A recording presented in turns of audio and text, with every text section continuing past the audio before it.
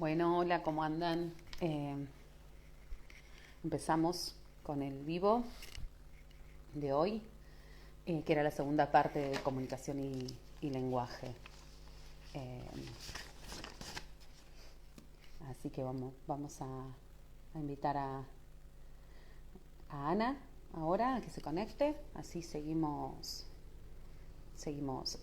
con este tema que empezó el sábado pasado y que tuvo mucha repercusión. Fue un tema que tuvo mucha repercusión, así que por eso decidimos retomarlo y ampliarlo un poco, que nos quedamos sin tiempo el sábado pasado. Hola Gaspar, hola Luji, que se están conectando. Viviana, ¿cómo andan? Hola Lau. A ver, vamos a invitar, si lo hago bien. Hola Cami. Ujú. A ver, sí, porque yo en algunas cosas todavía no aprendí cómo se hace. Eh, no, acá está Centroquía. Ahora sí. Hola Zuli, que también se conectó. Ahí se dice que Centroquía se unió. A ver cuando aparezca Ana. Ahí está, hola Ana, ¿cómo andas? Hola Fer, ¿Todo bien? todo bien. Se me ve cortada. Ah, sí, yo no encontraba cómo invitarte, No, porque... cuando yo entro, te pido permiso. No sé si Ujú, invitarlo o yo me tengo. está bien. ¿Para qué Me se ve me cortada. corta? Te escucho medio entrecortado. No Espérame un sé el segundo, resto cómo escucha. Sí. espérame que veo la conexión.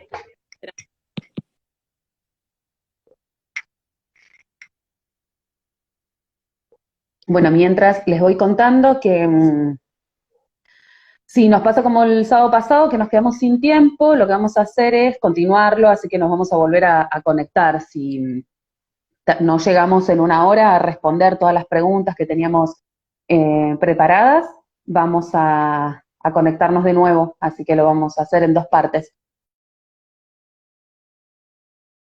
Y después nos volvemos a conectar. Ahí se le perdió la conexión a Ana, así que esperamos que vuelva ella. Así arrancamos. Pero bueno, como les decía, el sábado pasado quedaron muchas cosas pendientes, quedaron muchas preguntas. Durante la semana tuvimos, ahí vuelve Ana. Durante la semana estuvimos enviando material, que es una carpeta de Drive, porque pesa mucho, así que el que quiera que se lo enviemos de nuevo porque no le llegó o porque no lo pidió, nos vuelve a pedir el material que lo mandamos, que está la carpeta para compartir. Ahí está. ¿Nos escuchás, Ana? Sí, Perfecto. usted, Eh, sí, yo te escucho ahora. Les estaba comentando que habíamos escuché. armado la carpeta, que estuvimos compartiendo, y que si nos pasa lo mismo que el sábado pasado, nos vamos a volver a conectar esta vez para poder responder todas las preguntas. Hola Barbie, también ahí que se conectó, se sigue conectando gente. Si te parece, mientras Cami, escribime, ahí están diciendo sobre el material. Cami, escribime por directo acá al Instagram, que si no te vuelvo a enviar el enlace, a ver si lo podés abrir desde el enlace que yo te envío. Porque dice que no se Sí, le abre la porque carpeta. con el tema de la carpeta, lo que sucede es que la tuvimos que armar en Drive porque, bueno, porque no todo el mundo maneja Dropbox. Y Drive pide, no sabemos bien por qué, una autorización. Entonces eso se complica. Yo a todos los que me llegan les di la autorización. Por lo tanto, si no la pueden abrir es porque está pasando otra cosa que no sabemos qué es. Bueno, dale, volvé a solicitarla, Cami, cualquier cosa, me escribís y lo vamos viendo, le haces captura de pantalla, los pasos que vas haciendo y vamos viendo si ya lo podemos solucionar así entre todas. Dale, Barbie, vos también, dice que lo van a pedir, así que una colega, ella es psicopedagoga, pero trabajamos juntas, La Casita de Papel, que también tiene vivos y tiene info que es muy interesante, por si la quieren seguir. Es de Recién una subí- psicopedagoga y una terapeuta ocupacional. Recién subimos 2 archivos más sobre tips antes de iniciar a la Ujú. estimulación. Bárbaro, Así así que que se va actualizando, a igual medida que nosotros vamos subiendo, se va actualizando. sí, también actualizarla en relación con las preguntas que van haciendo, capaz con algunas inquietudes. Ujú. Hoy estamos más tranquilos, nos dimos cuenta que no estamos corridas por el tiempo. Hola, Nidia está Así que, conectada. Nidia, Hola, fue compañera nuestra, trabajó con nosotras en Kia hace muchos años y ahora está por sus pagos otra vez. Conectó Simo, hola Simo, mi sobrina, que me mira. estuvo ayer en la charla de la UBA.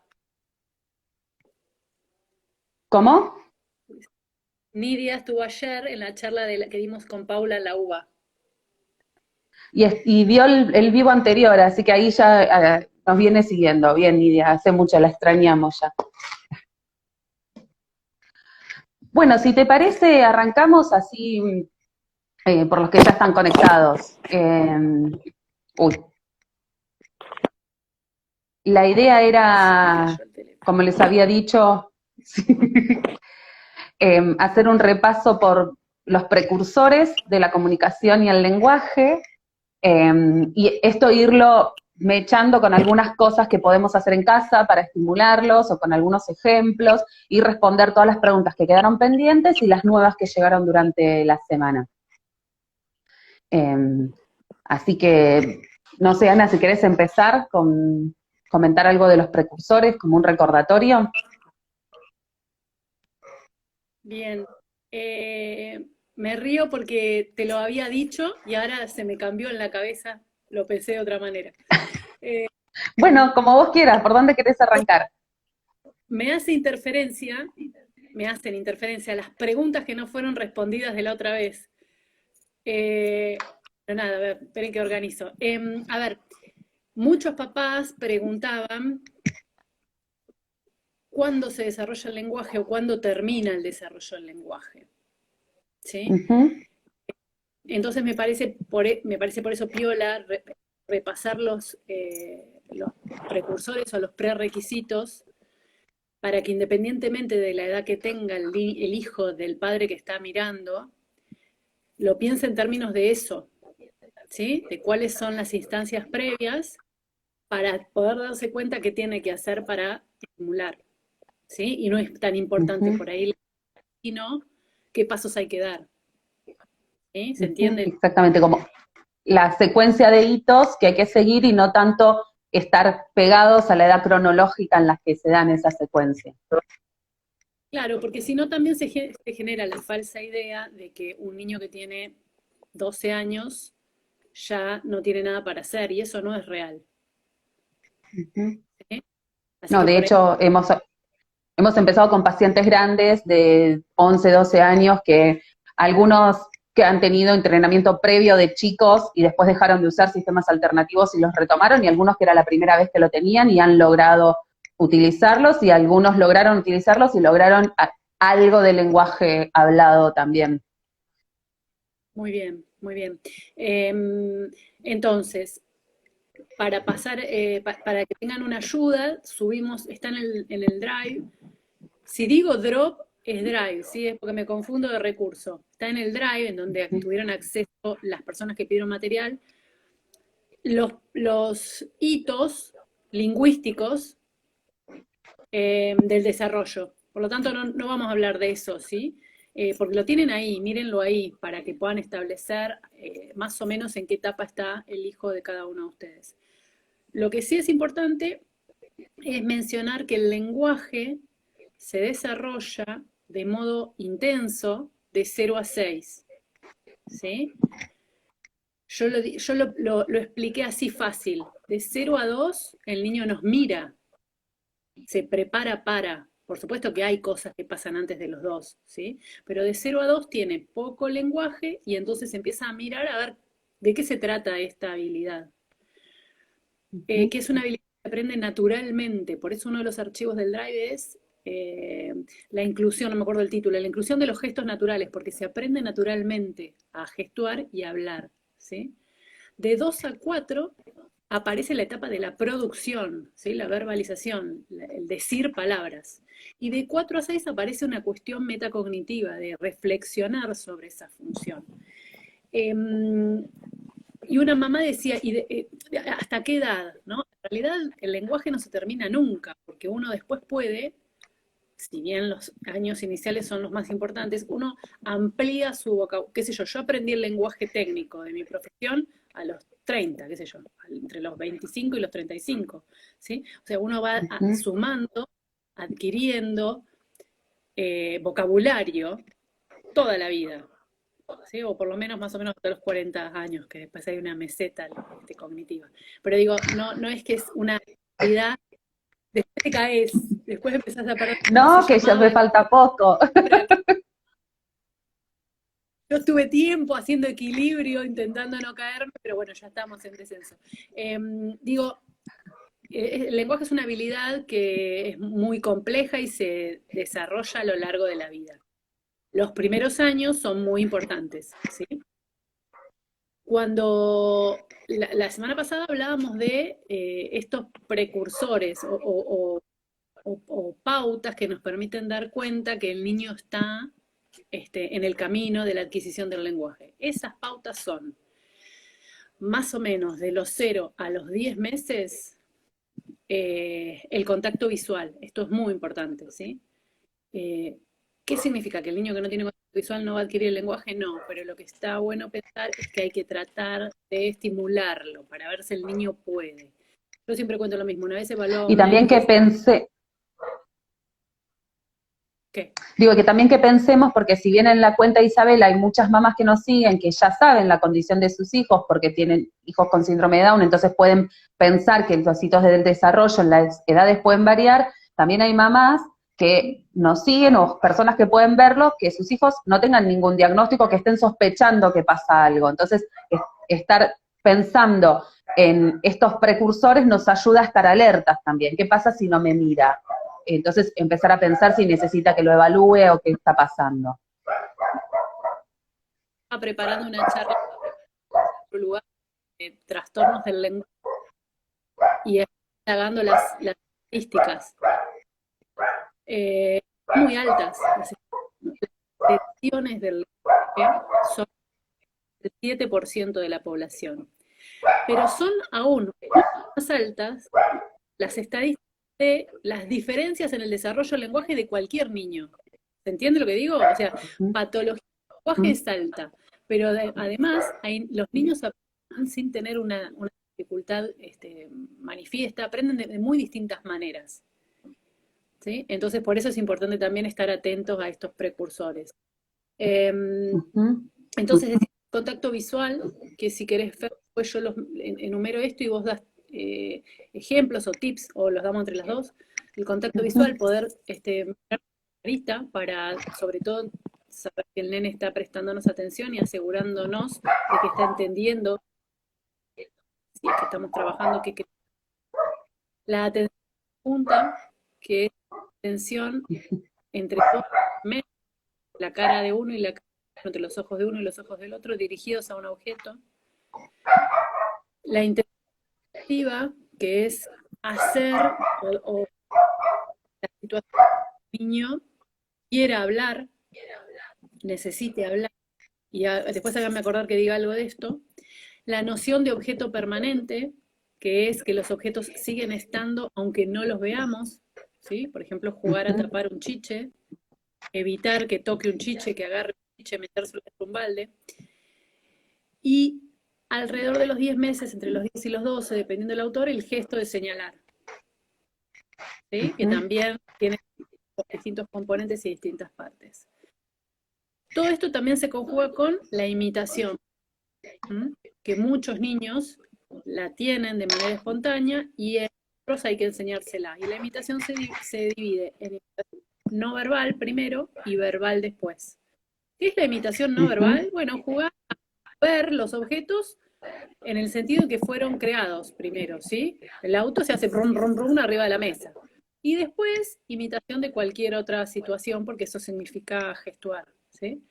Y la imitación Exactamente. verbal es la que hace Fer con Isa, que es repetir sonidos.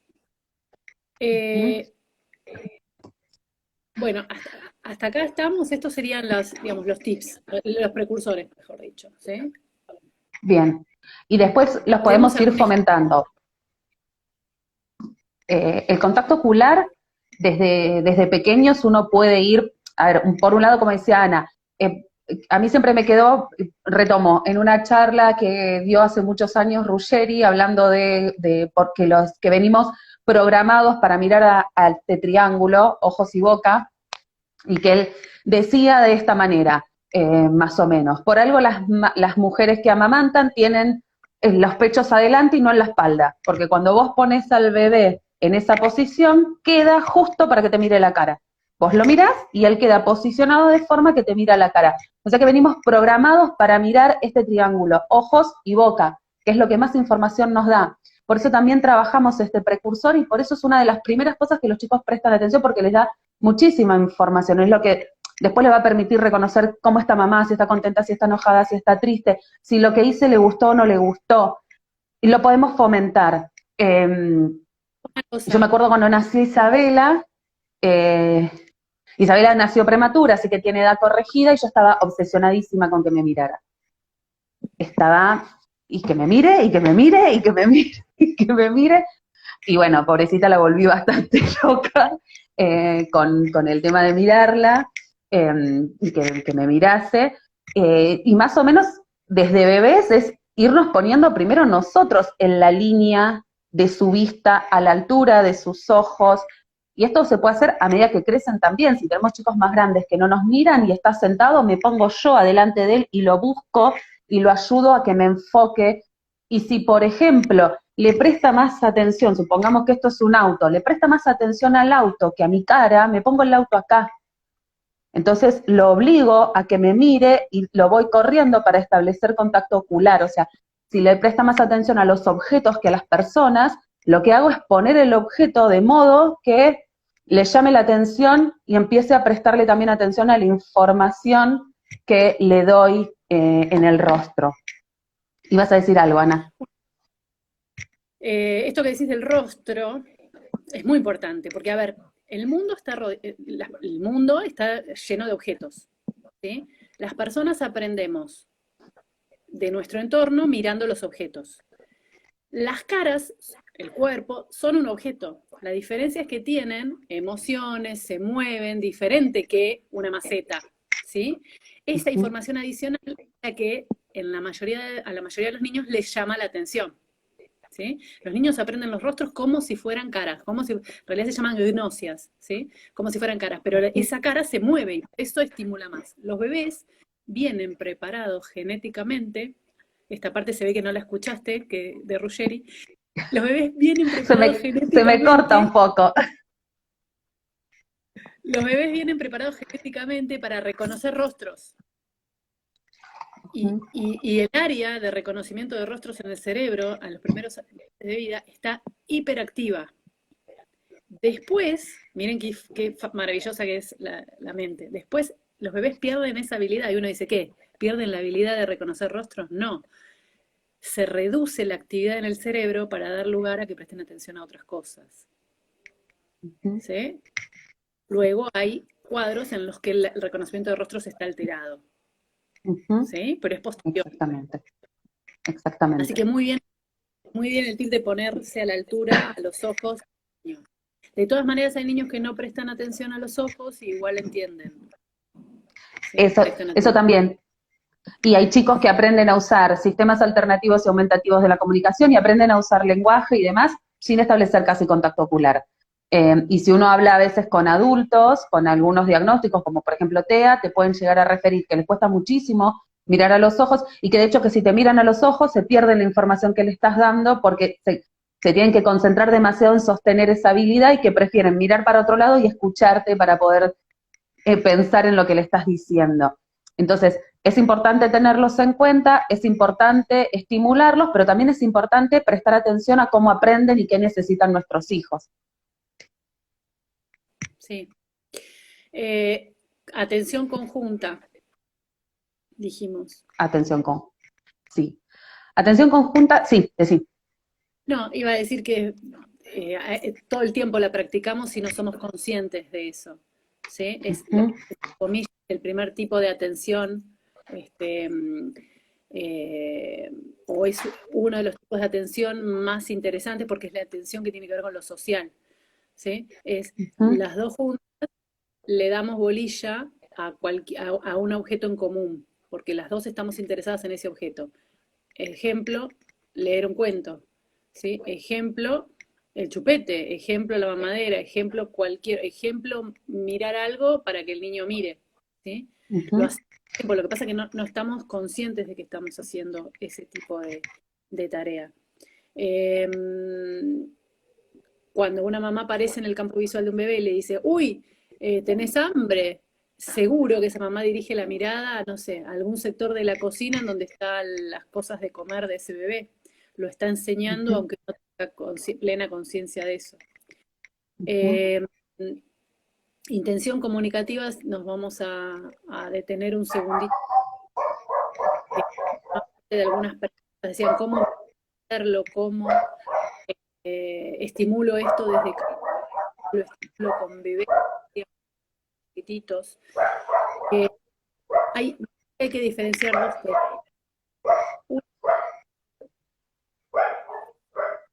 Una es cómo hacemos todo esto en la vida cotidiana, cómo hacemos esto natural, naturales, y otra es si nos dedicamos a hacerlo, por ejemplo, un rato por día, 1 hora por día, media hora por día, 2 veces de media hora por día.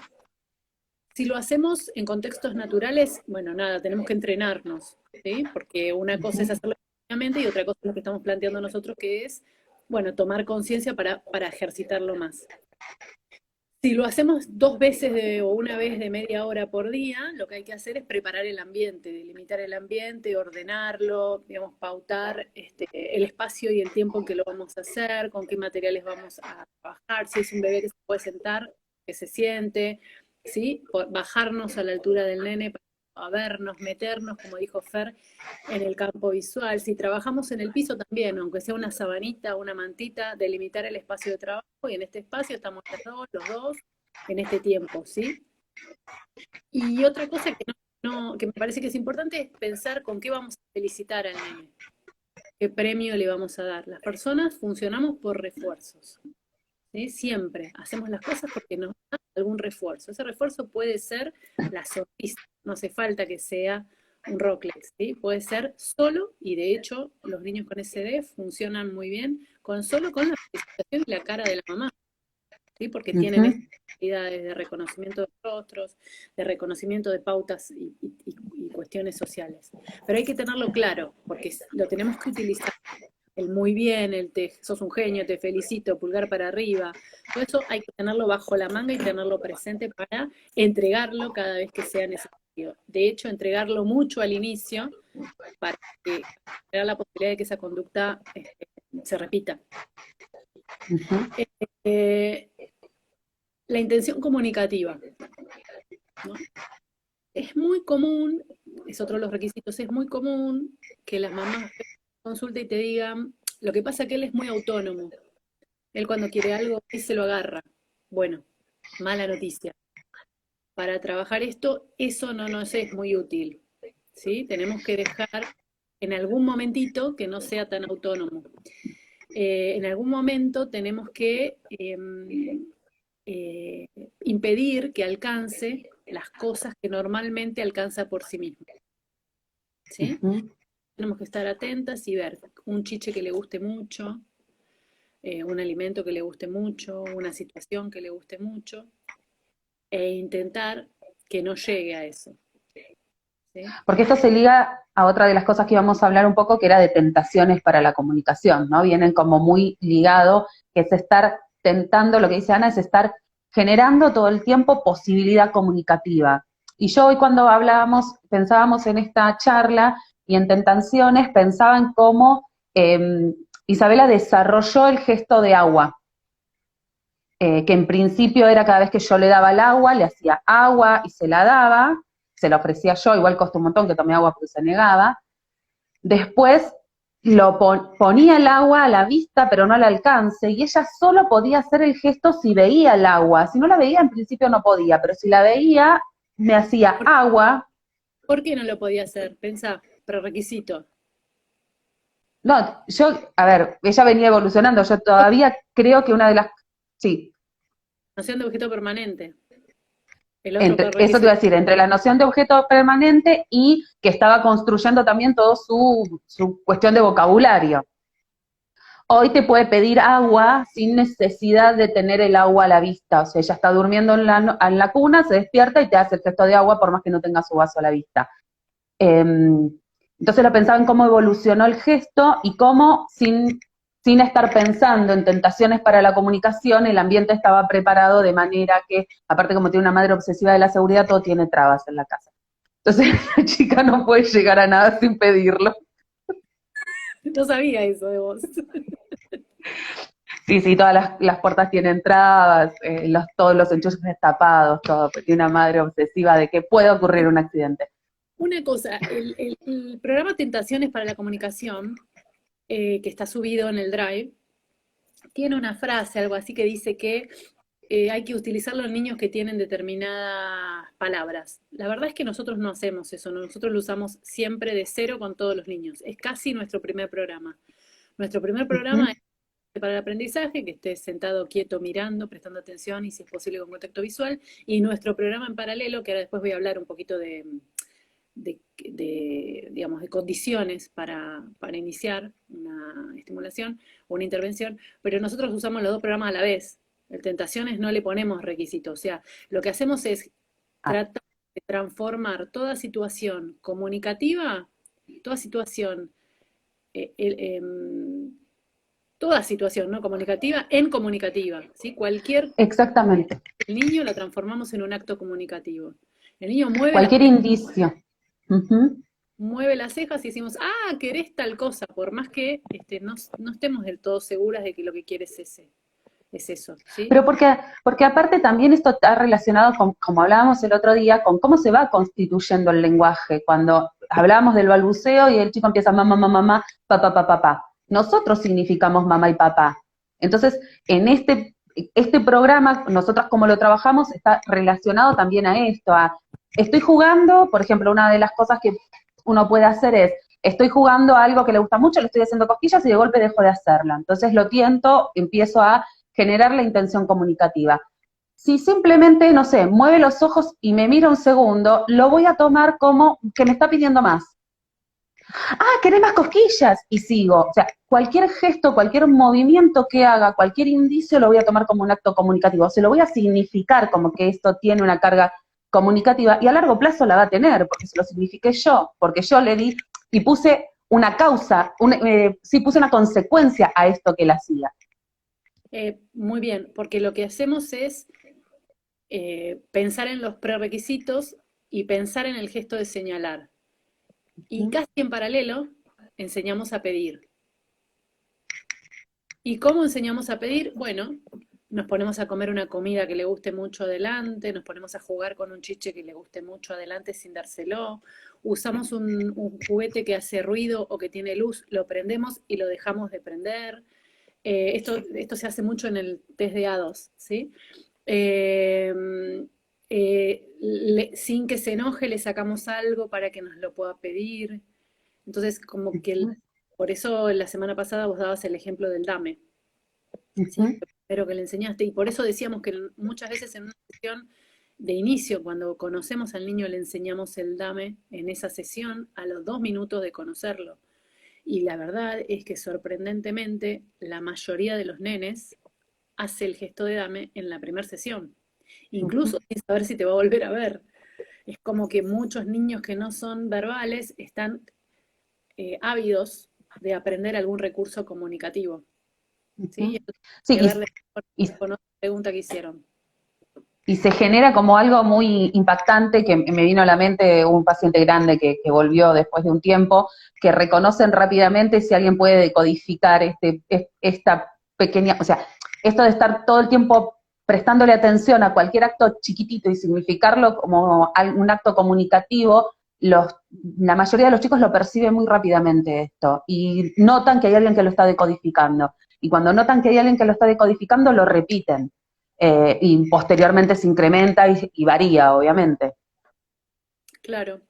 Eso, digamos, los tips serían hacerle desear algo, Ujú. ¿sí? Por eso no está bueno que tenga todo al alcance, por eso está bueno las trabas en las puertas. Pero las trabas en las puertas están buenas si él sabe lo que hay adentro, y si eso que está adentro le llama la atención, ¿sí? Ujú. Abrir un poquito la puerta, uy, mirá lo que tengo acá, y se la cerrás. Ujú. Y solo con que se mueva 1 milímetro, lo interpretamos como intención comunicativa, ¿sí? Como interés por el objeto que está atrás de esa puerta para poder generar una situación comunicativa, ¿sí? Con que quiera, Este es un extienda poco un más, poquito la mano, lo mire, cualquier cambio que haga en su conducta, lo tomamos como una intención comunicativa. muy bien. Y una cosa que es muy útil para este aspecto es la toma de turnos, ¿sí? Por ejemplo, los juegos de dar y recibir. El más con los bebés, la sabanita, que además de trabajar la noción de objeto permanente, sirve para el ahora hago esto yo, ahora haces vos esto. ¿Sí? ¿Por qué? Porque Ujú. tiene turnos. Uno habla y el otro se calla. Bueno, los juegos de toma de turnos están eh, favoreciendo el aprendizaje de esta situación. Perdón. ¿Sí? Ujú. Y que Bueno, según la edad, la toma de turnos y según el tipo de juegos que hagan, se puede seguir trabajando. No sé, por ejemplo, cuando enseñamos, eh, y podemos en un mismo juego enseñar varias cosas, ¿no? Recién hablábamos de el uso funcional del objeto. Entonces, no sé, enseñamos un juego de insertado de aros o sea, en un solo, el que para casi todos los chicos lo tienen, son aros de más grande a más chico, en un solo palo se van insertando. Entonces, yo ahí puedo enseñarle a insertar, le enseño una habilidad motriz, le enseño uso funcional del objeto y le puedo enseñar turnos. Pone uno él y pongo uno yo. Y hasta se lo puedo decir y lo puedo acompañar con el gesto. Cuando enseñamos eso, agarramos la mano del nene o del bebé y cuando la llevamos hacia él, decimos yo. O sea, decimos lo que él debería decir, porque si no, para que pueda construirlo de la manera correcta. Entonces agarramos su mano, ¿quién le toca ahora? Me toca a mí o ahora voy yo, entonces lo llevo hacia él, su propia mano, y digo lo que él debería decir, yo, y después a mamá o vos, cuando me toca a mí. O sea que siempre hablamos como si él fuese el que está hablando.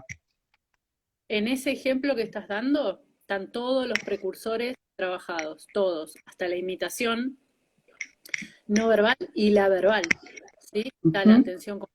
atención comunicativa, por supuesto que sí se da, ¿no es cierto? El contacto visual, eh, la noción de objeto permanente, porque yo puedo tapar el objeto, ¿sí? Para que lo pida, ¿sí? La enseñanza de esto de el primero a pedir, ¿sí? Ujú. Nosotros en general hacemos primero la enseñanza del pedir, después la enseñanza del elegir, después la enseñanza de flexibilizar, la enseñanza de generalizar. Y todo esto también me venía a la cabeza cuando pensaba este encuentro con respecto a lo que hablaba en el vivo de conducta, porque cuando uno enseña cosas del lenguaje en niños que tienen dificultad, obvio que aparece la frustración, la misma frustración que aparece en las preguntas de las mamás, ¿no? Digo, porque le vamos a pedir al nene que produzca algo que no sabe hacer del todo. Por eso hay que ser muy hábiles para felicitar cualquier producción del niño, ¿sí? Para que el niño lo Ujú. viva como algo placentero y no como una tortura, ¿sí? Porque Ujú. obvio, si el niño hablara perfecto no estaríamos trabajando esto, estamos trabajándolo porque no le sale del todo. Pero entonces hay que ser muy hábil para no frustrar demasiado. Cuando le sacamos el objeto de la mano, tenemos que estar pendientes de no generar más angustia de la necesaria, ¿sí? Ese motor solo tiene que ser para que el niño mueva a trabajar y no para que se angustie, para que se enoje y empiece a revolear algo, como decía una mamá. Por eso hay que tener, por eso también es importante la organización del tiempo y el espacio de trabajo, la anticipación de las dificultades, y algo que es muy importante que es que digamos, deberíamos no, como se dice, no utilizar el no. ¿Cómo hacemos para trabajar todo esto? Bueno, lo hacemos con un lenguaje simple, corto, claro. Después para hablar mucho tenemos el resto de las horas, ¿sí? Para hablar como hablamos normalmente tenemos el resto de las horas. Pero cuando usamos este espacio, por ejemplo, le voy a enseñar a hacer el gesto de dame. Bueno, tiene que ser con lenguaje corto, simple, claro, propositivo, ¿sí? Nosotros solemos decir, ¿no querés una galletita? Bueno, ese no en el encabezado de la oración está mal, es ¿querés una galletita? ¿O querés galletita? ¿Sí?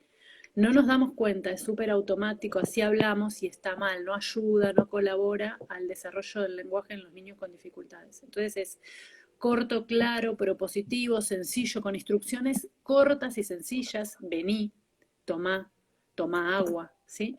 Y acompañadas de alguna clave ambiental en principio. Entonces yo le digo vení, le digo vení o vení, según como lo haga cada una, o sea, le voy dando un apoyo extra que no sea solo la instrucción verbal. Y en principio, si quiero también, le hago vení y lo traigo.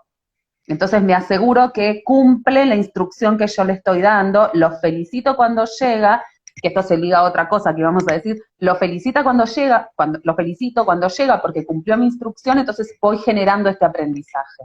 Muy bien, porque siempre el aprendizaje de lo lingüístico, de lo verbal, de la comunicación, es por más de una modalidad sensorial. ¿Sí? Es la auditiva, pero también es la visual, también es la táctil, también es la kinestésica, las que se pueda, las que sean útiles. ¿Sí? Porque además hay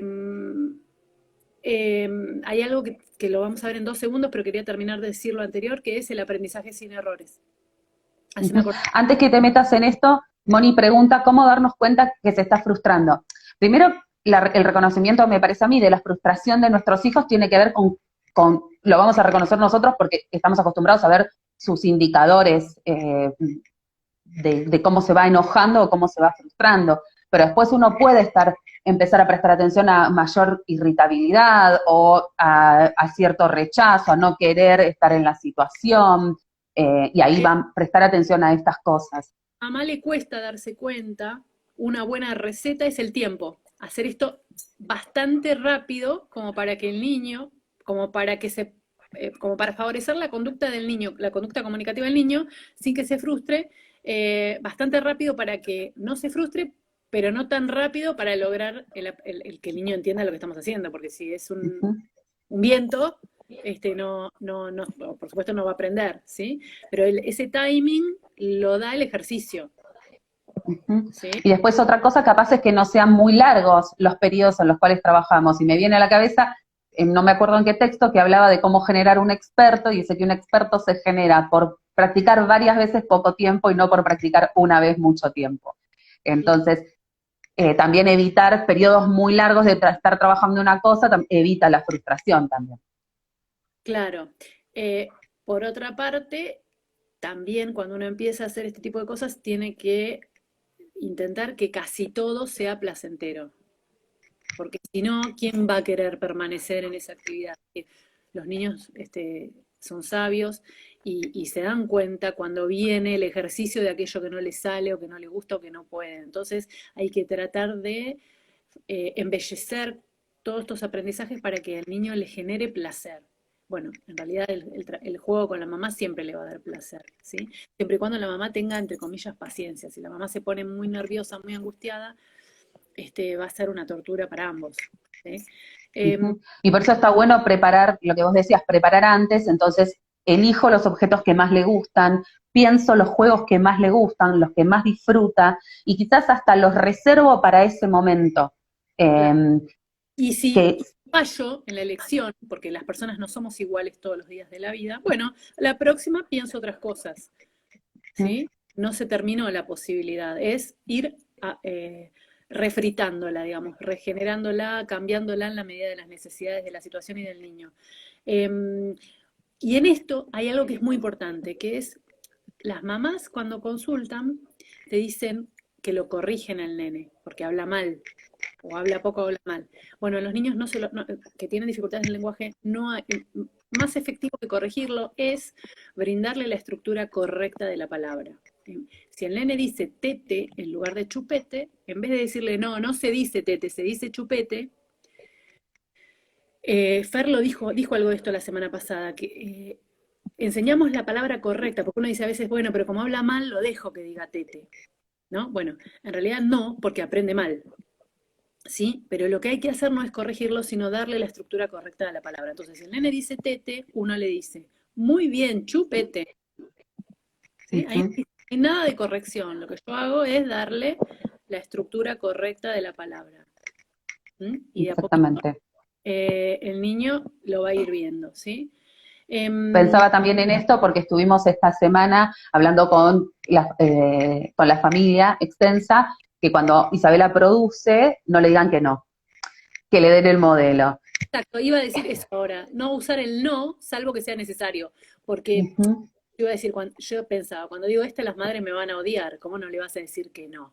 No, obvio que uno le puede decir el no ante un enchufe más bien, ¿sí? Lo que digo es, en la enseñanza de este tipo de habilidades, el no para cualquier cosa, no solo para decir no, digo, para no encabezar una frase, como dije antes, no querés un vaso de agua, hay que tratar de evitarlo, ¿sí? Porque hace ruido, no ayuda, ¿sí? Dijimos entonces... Se reserva como para algunas cosas el no. Es reservarlo para esto, conductas como meter los dedos en el enchufe, ponerse en peligro, romper algo, pegar, siempre que no refuerce la conducta, pero eso es un tema conductual, pero a nivel verbal se reserva para determinadas cosas el uso del no. Porque aparte a todos los chicos les sirve en general, si uno lo pone en práctica, no necesariamente con chicos que tienen alguna dificultad en el desarrollo del lenguaje. Es más fácil entender si se está subiendo una silla, que yo le diga bajate, a que le diga no te subas. Exacto, absolutamente. Lo que pasa es que es más fácil así, lo que pasa es que con los niños con desarrollo típico no lo pensamos, lo hacemos y no nos planteamos estos interrogantes. ¿Sí? Y el otro día con el uso del no... Cuestión de brillo, es como una cuestión de brillo. Si yo quiero que aprenda esto, tiene que estar lustrado. ¿Sí? Tiene que ser lo más visible, lo que primero me ingrese en el campo visual o en el campo auditivo o en el campo de la comprensión. El otro día iba a contar una anécdota con el uso del no. Isabela iba a agarrar una cosa y mi papá le dice no, iba a abrir la puerta del bajo mesada. Y mi papá le dice que no. Entonces digo, no, papá, no te entiendo el no. Tiene que entender el no. Le digo, pero mira, Isabela, anda para allá. Y la corrí. Y se fue. Dice, porque si no, no te va a hacer caso. Entonces le digo, Isabela, la corro, anda para allá, mira tal cosa, le doy. Y Isabela se va. Digo, ¿ves que me hace caso? ¿Me obedece a lo que yo le digo? Se quedó pensando, bueno, me parece que sí, me dice. Digo, es que la única pauta de obediencia no es el no. Aprender cosas también ayuda a obedecer. O sea, el no es algo más de la obediencia, no es el único contenido de la obediencia. Entonces, es señalar, pedir, elegir, anticipar, flexibilizar, generalizar. Siempre todo esto en el contexto más natural posible, siempre es más fácil enseñarlo en una casa que en un consultorio. Y en general, algo que dijo Fer, que lo pasamos rápido, que es, siempre se inicia con ayuda masiva. Ahora, si quieren, Fer explica qué, pero siempre se inicia con ayuda masiva y luego se va quitando esa ayuda, ¿sí? Esto es así porque a los niños con dificultades, ¿cómo aprende un niño? ¿No? Los niños aprenden por observación, o sea, de modo implícito. El nene me mira, yo no sé, paso el trapo y mi hija mujer me imita pasar el trapo. Bueno, algunos niños no aprenden así. Algunos niños hay que hacer explícitos algunos aprendizajes de algunos ítems y hay que repetir muchas más veces que con otros niños.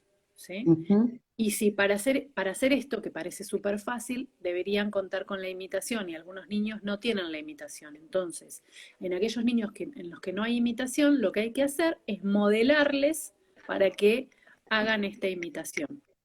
Fer dijo algo del gesto de señalar, ¿sí? Claro, digo, y ahí también en el gesto de señalar uno puede trabajar varias cosas. La imitación, por ejemplo, con un cuento. Puedo trabajar atención conjunta, gesto de señalar, puedo trabajar varios ítems en una sola actividad. Em, Primero, cuando enseñamos algo, como hablábamos recién, nos aseguramos que el aprendizaje sea sin error para que no lo aprenda mal. Por eso usamos la ayuda masiva. Es, yo te hago hacer lo que quiero que aprendas, para asegurarme que lo vas a aprender bien. Si el chico no imita, puedo enseñarle a imitar de esta manera. Por ejemplo, tengo un cuento y lo quiero enseñar a que señale, agarro la mano y agarro el dedo y lo hago señalar. Entonces le estoy enseñando a que señale de manera masiva. A la vez, Pero además, ¿por qué le estoy enseñando correcto sin errores? No porque no quiera que se frustre ni nada que tenga que ver con lo emocional, sino porque nosotros, las personas que no tenemos dificultades de lenguaje, cuando algo nos sale mal, decimos, uy, la pucha, en vez de hacer esto tendría que haber hecho aquello. Tenemos todo el tiempo el lenguaje para recapacitar y reflexionar sobre las cosas que no nos salen. ¿Sí? Si yo a un niño le enseño algo, lo dejo que se equivoque en esta etapa del aprendizaje, después tengo algo que dijiste vos la semana pasada, que es la doble enseñanza, la de deshacer lo que aprendí mal y aprender el ítem nuevo.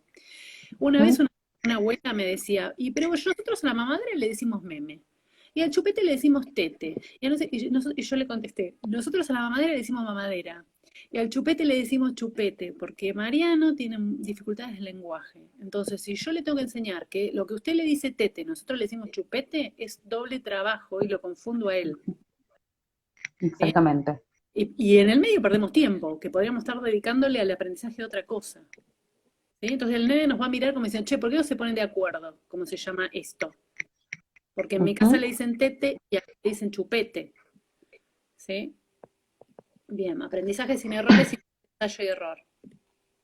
Exactamente, porque esto, todo lo que dijo Ana, aparte a veces en determinadas condiciones se suma la inflexibilidad, entonces cambiar algo que ya se hace de alguna manera es muy difícil después enseñarlo de otra, porque lo aprenden y quieren seguir esa rutina. La flexibilidad la vamos a tener que trabajar, pero en el inicio tenemos que tener en cuenta, porque también si estamos pensando que lo estamos preparando, que estamos diciendo que el momento de trabajo tiene que ser divertido, y encima lo quiero flexibilizar, quiero que acepte lo que no va a ser divertido. Entonces me aseguro que aprenda de una manera que le guste. Sin error. Fomentamos la imitación. En principio, para empezar a imitar, lo más fácil es imitar con un objeto. Es la imitación no verbal, como dijo Ana, con objeto. Entonces, y de paso también trabajo uso funcional de objetos, porque le voy a dar un objeto y le voy a enseñar cómo se usa. Y lo voy a hacer lo que yo quiero. Entonces agarro, como decían, agarro un auto y hago rum, rum. Aparte le estoy agregando una onomatopeya en este caso. Lo hago. Previa del juego simbólico. Exactamente. Lo hago yo, agarro su mano, la pongo sobre el auto y se lo hago hacer. Y lo felicito. Porque aparte, el cerebro, a nivel motor o kinestésico, registra esto como que lo hizo él. O como que lo hizo ella. O sea, registro el movimiento como si lo hubiese hecho. Entonces, estamos enseñando a imitar sin error con ayuda masiva. Una cosa. ¿Lo hago yo?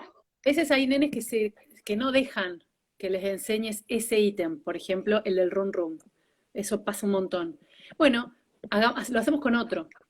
Por ejemplo, al nene no le gusta jugar con el auto de esa manera. Entonces, cuando le vas a agarrar la mano, no quiere que le agarres la mano. Bueno, tengo que buscar, trabajar la imitación no verbal con otro ítem. El auto lo dejamos. ¿Sí? Exactamente. Y capaz pensando también en cuál es el movimiento más fácil que les sale. Por ejemplo, a nosotros lo que nos pasaba, que aparte los chicos es uno de los primeros movimientos que empiezan a hacer es golpear. Entonces, capaz que es más fácil que le enseñe a usar un tambor a que le enseñe a usar un auto, que este movimiento viene después que este. Entonces, también prestar atención a los movimientos que mi hijo hace o mi hija hace espontáneamente y usarlos de manera funcional para el aprendizaje. Porque ahí, el objetivo cuando vos haces eso del tambor, es que el niño entienda qué se espera de él.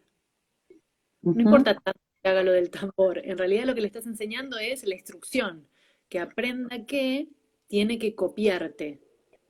Entonces lo puede hacer con un tambor, con un plato, con lo que sea, ¿sí? ujú.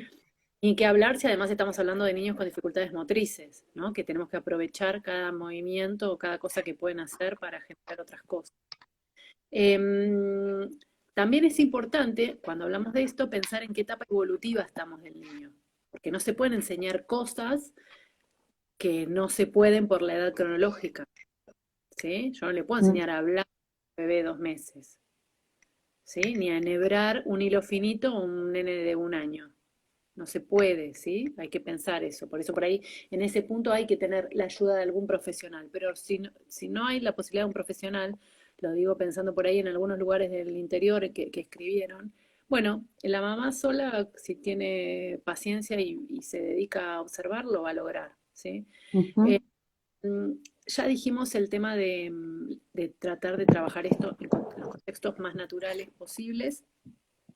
Y en el medio de esto hay otra cuestión que es importante, que es cuando uno se pone a trabajar lo que a un niño no le sale naturalmente, aparecen las conductas disfuncionales, ¿sí? Ya hablamos algo de esto en otro encuentro, pero sí es importante que sepan que hay que tratar de que eso no moleste en el medio, digamos, tratar de extinguirlo, de minimizarlo, de cambiar de actividad, de anticiparse que va a aparecer, porque si no la Justo una situación mamá va a aparecer. pregunta, ¿qué pasa cuando no quieren la ayuda? O sea, cuando se enoja porque lo queremos ayudar. A ver, yo decía, hay que tratar de disminuir las conductas disfuncionales porque si no la situación de enseñanza deja de ser placentera y pasa a ser un caos. Si no deja que lo ayudes en ese acto concreto que es el del auto, tratás de pensar y buscar otra situación en la que sí deje que lo ayudes. ¿Sí? Alguna otra tiene que haber, aunque sea destapar la rosca de la lata de galletitas. Algo, ¿sí? Girar la mamadera, ponerse el chupete en la boca, algo motor tiene que haber. Motor es todo, es movimiento. ¿Sí? Alguna situación motriz que pueda servir para imitación tiene que haber, siempre la hay, siempre la hay. Ujú. A veces cuando los padres dicen, no, esto no sirve porque ya lo usé y no sirvió, en realidad es porque no lo analizó en profundidad y porque se circunscribió a un hito, perdón, a un ítem puntual. La vida está llena de ítems de enseñanza, ¿sí? Lavarse los dientes, cualquier cosa es posible de ser copiada, cualquier cosa, pestañear, poner cara de enojado, cualquier cosa, cualquier cosa, cualquier cosa. Hay que buscar la que le sirve al nene y la que el nene tiene ganas de hacer. Después, Ujú. Y cuando lo que el lo niño entienda, motiva. claro, iba a decir eso, después cuando el niño entienda para qué sirve eso va a aumentar la motivación y va a ponerse, probablemente la mayoría de los niños, más flexibles. Va a entender que eso es gracioso, que es divertido, que está bueno, y entonces se va a abrir más ese niño al aprendizaje. Ujú. Eh, Todo esto siempre lo hacemos, lo dijimos indirectamente, nosotros siempre en los tratamientos le damos más bolilla a todo lo que es comunicación, ¿sí? Todo lo que es comunicación y dentro de la comunicación todo lo que es pragmático, ¿sí? ¿Por qué? Porque es lo social. Nosotros, nuestros planes de trabajo tienen como una fuerte, lo digo porque somos psicólogas y no lo suena raro, pero en realidad nosotros, nuestros planes de trabajo tienen un fuerte sesgo en lo comunicacional y en el lenguaje y en lo comunicacional, ¿sí? Es Ujú. como que es lo que más atención le prestamos. No es que no le demos bolilla al otro, pero incluso lo cognitivo, que es muy importante, lo hacemos con miras a desarrollar el lenguaje comunicativo. ¿Sí? ¿Qué más? Pensaba recién en esto de la ayuda cuando no quieren y en pensarlos justo con el gesto de señalar. No voy a hablar el gesto de señalar. Primero es tocar señalando, después es a corta distancia y después es señalar a distancia. No es que primero le enseño a señalar algo que está lejos, primero le enseño a señalar que Podemos toque, así subir, señala. podemos subir al drive los pasos de la enseñanza del gesto de señal. Ujú. Pero pensaba en esto cuando no quieren ayuda y pensaba en un paciente que lo motivaban muchísimo los medios de transporte, todos, y reconocía todos los sonidos de los medios de transporte, casi sin lenguaje verbal, pero los reconocía a todos, y siempre que aparecía un sonido, pasaban por la casa de él, pasaban aviones, y los escuchaba y salía corriendo. Queríamos enseñarle a señalar a distancia, y la forma que encontramos de que él permitiera que le moldeáramos el gesto de señalar fue señalando el cielo cada vez que aparecía el avión con su sonido. Pero primero habíamos pasado por que él se enojara en un montón de situaciones en donde no quería que lo tocáramos para que señale. Una vez que ahí entendió lo que le estábamos pidiendo, porque lo motivaba, porque aparte trabajamos la atención conjunta y demás, nos permitió generalizarlo a otras situaciones. Claro, yo pensaba, por una pregunta que está ahí, si yo soy mamá de un nene que tiene 2 años y medio y no habla, y hasta ahora estuve en la situación de tratar de que diga mamá, mamá, mamá, y él no habla, y estoy en una situación en la que ahora a esta altura se enoja, o se frustra, o se va, porque sabe que no le sale. Bueno, la forma de empezar no es imitación verbal, ¿sí? Es irme más atrás a hacer algo que me asegure que le va a salir. ¿Se entiende? El ítem es el mismo, ¿sí? Que copie, pero no le sale. Entonces no tengo que seguir taladrando con ese punto. Por supuesto que el objetivo es ese, ¿sí? Pero no me está saliendo, no lo estoy logrando y lo estoy metiendo en una situación en la que el niño solo no puede salir, porque no tiene... Y aparte también exactamente, o sea, a veces podemos retroceder y también con la imitación lo que podemos hacer es contraimitación. Y pensaba en la imitación, a Isabela la imitación verbal le está saliendo mejor ahora, y en principio, y hablando esto de significar, lo que hacíamos era, en lo verbal, cuando ella hacía un sonido, yo se lo imitaba y se lo significaba. Y hoy pensaba, ¿cómo aprendió a decir Abu? Íbamos un día en el auto, ella se miraba en su espejo. No te escuché. Que lo dije pensando en el Abu de Isabela, cuando di esta expresión, porque ella no se enojó, pero no tenía ganas de hacerlo. En la historia que tenés en el Instagram. En ese sí. Ella no tenía ganas de hacerlo. Entonces, si yo le insisto, voy a generar malestar con ese ítem de enseñanza, ¿sí? Ella tenía ganas de hacer otra cosa ahí. Sí, estaba así, sí, el que se está haciendo las caras. Sí, la de morisquetas. Pero digo, este Abu de Isabela surgió porque ella empezó a hacer un sonido similar a Abu, y yo se lo empecé a imitar. Entonces le decía, Abu, Abu, Abu, y le mostraba, si estaba alguno de los abuelos, le decía Abu y le señalaba, y si no, la imagen de las fotos de los abuelos, Abu, Abu, Abu. Después logré que ella me imitara a mí. Lo primero que trabajábamos, aparte de la imitación física, es la contraimitación. Ella hacía algo y yo la imitaba a ella. Íbamos jugando con esto. Acá preguntan, ¿qué es ir más atrás de mamá? Ir más atrás de mamá es trabajar la imitación, si todavía no sale la imitación verbal, es trabajar la imitación no verbal. Eso es ir más atrás. Y los precursores, exactamente. Esto de señalar y pedir o decir dame, el gesto de dame. Pedir, porque el pedir para un niño es cambiarle la cabeza. Que un niño que no tiene producción verbal pueda decirte dame cualquier cosa, el niño aprende que ese gesto mínimo mueve a la mamá de la silla. Es un sacudón. Es un cambio del mundo. Es un sacudón. ¿Sí? A partir de eso empiezan a haber un montón de cambios en la cabeza de un niño. ¿Sí? Por eso es muy importante enseñar a pedir. ¿Sí? Que está ligado al gesto de señalar. El gesto de señalar es mostrar algo. Y después está mostrar solo por mostrar. Y después está el mostrar para hacer que la gente haga algo con eso que estoy mostrando. ¿Sí?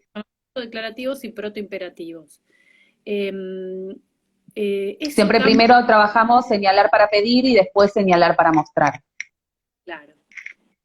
Porque aparte está ligado con enseñar la intención comunicativa y la fuerza de la comunicación. Yo le enseño que si hace algo, genera en el otro un cambio, el otro va a hacer algo, esa es la fuerza de la comunicación. Te enseño que si me señalas la mamadera, te la doy. Entonces, wow, esto hace que el otro haga algo. Esa es la fuerza que en principio tenemos que enseñar. Claro. Y entonces ahí vamos a algunas estrategias y después nos metemos con las preguntas, que te acordás que habíamos hablado que había como 2, 3 bloques de las preguntas. Igual son y 59, así que se tiene que estar por cortar. Nos quedan 28 segundos. Finalizo, grabo y me vuelvo a conectar. Dale.